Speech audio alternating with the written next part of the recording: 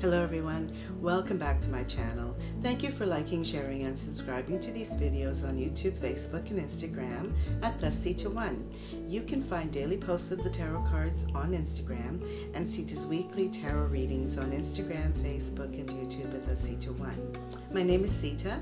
I'm an intuitive astrologer and psychic tarot reader, and I'm here to share with you my interpretation of the upcoming energies from February 27th to March 5th. So first let me explain that we have a concentration on water. So this element is a very interesting element. It doesn't look like, if you look on the surface of any ocean or river, you don't see much happening often on the surface, but there's a lot going on underneath. There's currents. And so you have to see how water relates to you in your life. First of all, looking within our bodies, which are mostly made up of water, there's that. So there's ongoing changes that are happening that we are not aware of because it's very subtle. Looking at our intuitive, emotional life and our spiritual life, this is all represented by water. But outside of us, though we're still connected to our environment, there's water, there's rain. So there is a potential for flooding. There's the oceans, the seas, which is a lot of concentration now on saving our oceans and conserving our water supply. So this all comes really into intense focus, especially during the next few months, but it's also a big shift that's going to happen for future years, and something to think of within ourselves. We're moving to a space of taking care of emotions, but also expanding our spiritual awareness and dissolving ego. It's Pisces. So upcoming is the new moon in Pisces. So we have to look at the collective energy. It's all focused in one area of the chart. We have Mars, Pluto, and Venus in Capricorn, Saturn and Mercury in Aquarius, and Sun, Moon, Jupiter, Neptune with the new moon in Pisces.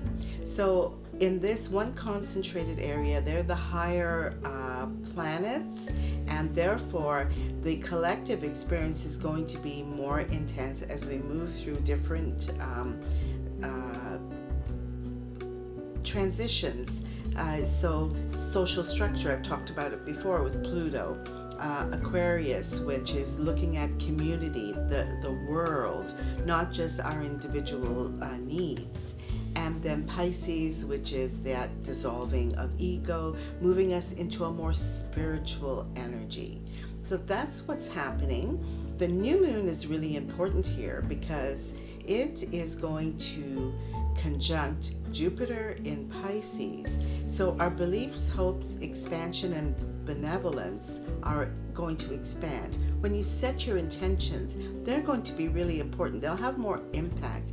And especially if you are setting intentions to move beyond your limited focus of what you think you need to a more world vision of what everyone needs, and doing it with compassion.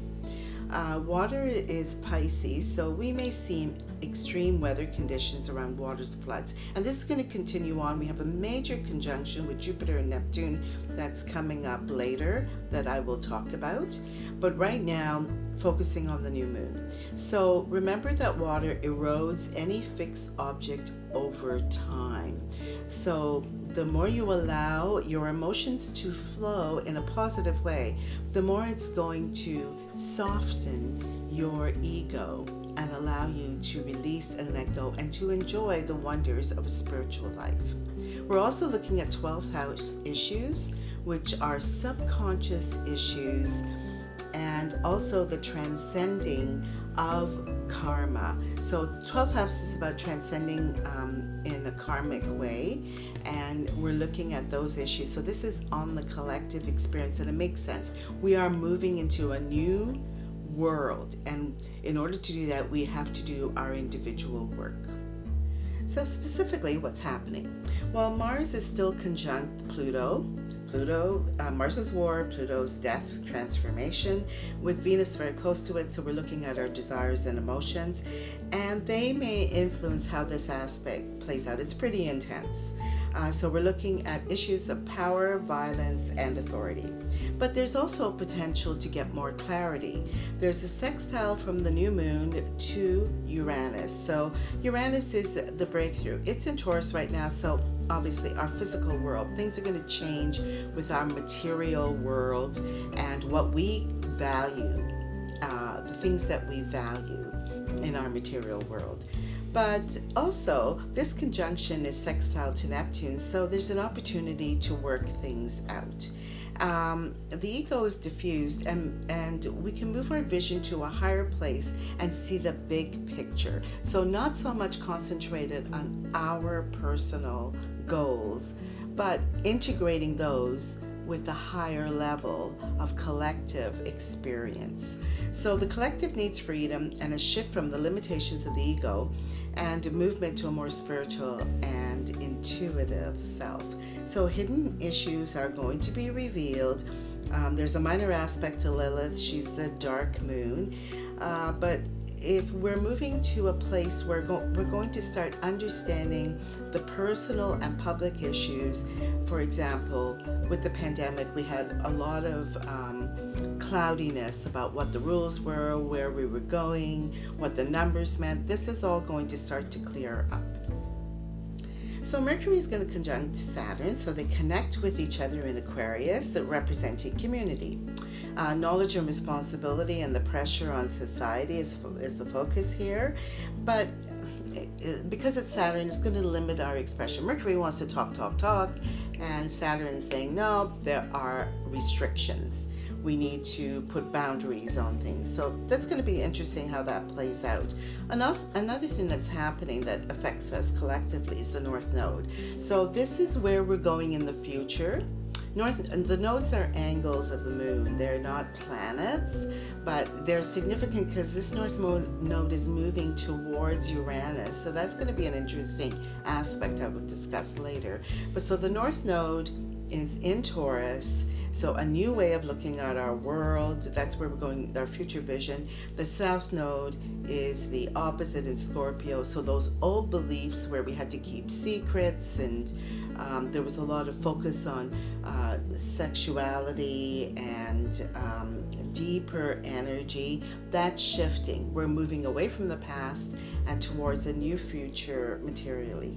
So the question is, what are you going to leave behind? Think of some Scorpio themes that you can work on. So the last part is to stay tuned for the conjunction between Jupiter and Neptune.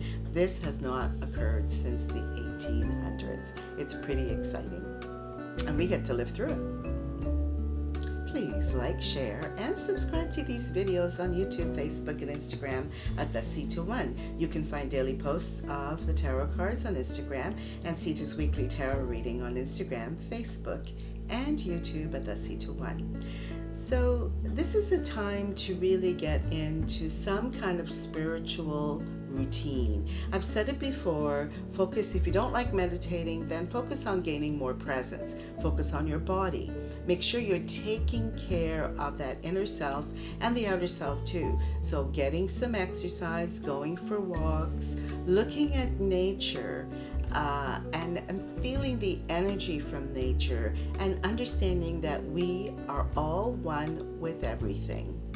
So think about your awareness, your inner awareness, and how it connects to the outer world, and keep that healing process going. Remember to take care of yourself and others, and I will see you next week.